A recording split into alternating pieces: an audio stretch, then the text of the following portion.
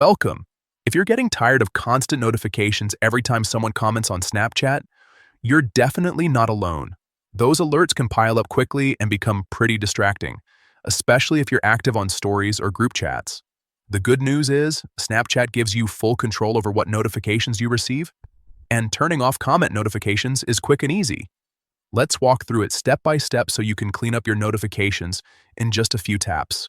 First, go ahead and open the Snapchat app on your phone. Once you're on the main screen, look at the top left corner and tap on your Bitmoji or profile icon. This will take you to your profile page where all your account settings are located. Next, in the top right corner of your profile screen, you'll see a small gear icon. Tap on that to open your settings menu. This is where you can customize everything from privacy to notifications. Now, scroll down a bit until you find the notifications option. Tap on it and you'll see a list of all the different types of alerts Snapchat can send you. Here's the key step. Look for the option labeled comments.